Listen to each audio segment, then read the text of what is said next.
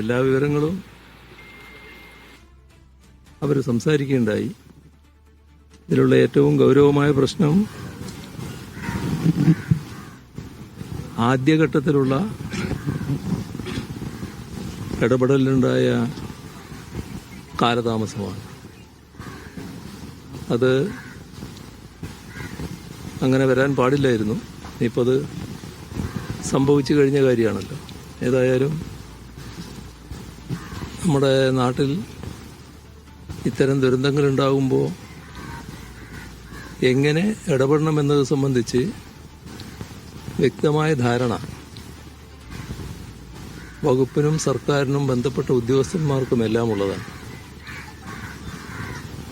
പക്ഷേ നിർഭാഗ്യകരമായൊരവസ്ഥയാണ് ഇതിൻ്റെ ആദ്യഘട്ടത്തിൽ, അതാണ് ഏറ്റവും സുപ്രധാനമായ ഘട്ടം ഉണ്ടായത്. ഏതായാലും ഇനിയിപ്പോൾ സംഭവിച്ച കാര്യങ്ങൾ വെച്ചുകൊണ്ടുള്ള സർക്കാരിൻ്റെ ഫലപ്രദമായ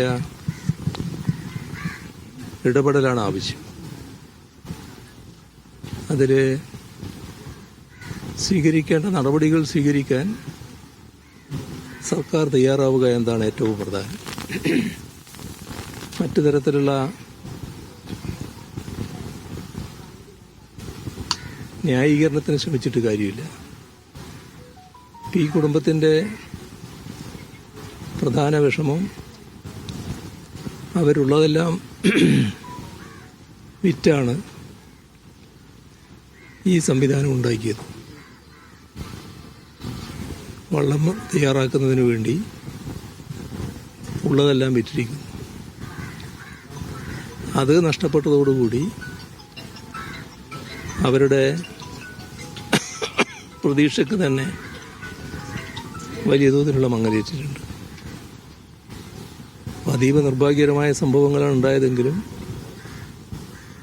ഒരു ആളെക്കുറിച്ചുള്ള വിവരം ഇത്രയും ദിവസങ്ങളായിട്ടും കൃത്യമായിട്ട് ലഭിച്ചിട്ടില്ല. അങ്ങനെയെല്ലാമുള്ളൊരു സാഹചര്യത്തിൽ സർക്കാർ ഉണർന്ന് പ്രവർത്തിക്കേണ്ടതായിട്ടുണ്ട്.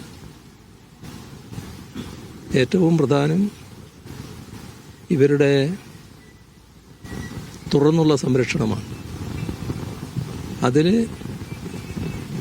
അവർ പറയുന്ന കാര്യം പ്രായോഗികമായി സർക്കാരിന് ചെയ്യാൻ കഴിയുന്ന കാര്യമാണ്. അതായത് ഇളയ മകൻ നേടിയിട്ടുള്ള യോഗ്യതക്കനുസരിച്ച് ഒരു തൊഴിൽ അവരഭിപ്രായപ്പെടുന്നുണ്ട് KMML ലഭിക്കണമെന്നുള്ളത്. അത് സർക്കാരിന് ചെയ്യാൻ കഴിയുന്ന കാര്യമാണ്. ഭാവിയിലുള്ള കുടുംബത്തിന് സംരക്ഷണത്തിന് അത് വളരെ പ്രധാനമാണ്. അതോടൊപ്പം വലിയ ദുരന്തമാണല്ലോ ഈ കുടുംബത്തിന് താങ്ങേണ്ടി വന്നിട്ടുള്ളത്. അതിൻ്റെ ഭാഗമായി വന്നു ചേർന്നിട്ടുള്ള സാമ്പത്തിക ബാധ്യതകളുണ്ട്. നേരത്തെയുള്ള സാമ്പത്തിക ബാധ്യതയൊക്കെ നല്ല രീതിയിൽ തീർക്കാൻ കഴിയും എന്ന പ്രതീക്ഷ തന്നെയാണ് അവർക്കുണ്ടായത്. പക്ഷെ അതിലാണ് ഇങ്ങനെയൊരു ദുരന്തം സംഭവിച്ചത്. ഇനി ആ പ്രതീക്ഷക്കനുസരിച്ച് നീങ്ങാൻ അവർക്ക് കഴിയില്ല. അപ്പോൾ സഹായിക്കാൻ സർക്കാർ സന്നദ്ധമാകണം.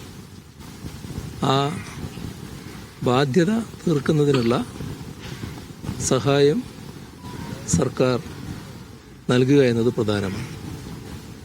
അതോടൊപ്പം ഇപ്പോൾ ഫലത്തിൽ തുറന്നുള്ള താമസത്തിന് വീടില്ലാത്ത സാഹചര്യമുണ്ട്.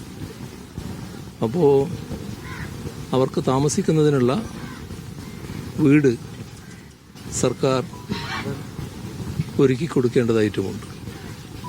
ഇത്രയും കാര്യങ്ങൾ എങ്കിലും പെട്ടെന്ന് തന്നെ സർക്കാർ തീരുമാനിക്കേണ്ടതുണ്ട്. സർക്കാരിനെ ഈ കാര്യങ്ങളെല്ലാം അറിയിക്കുന്നതാണ്.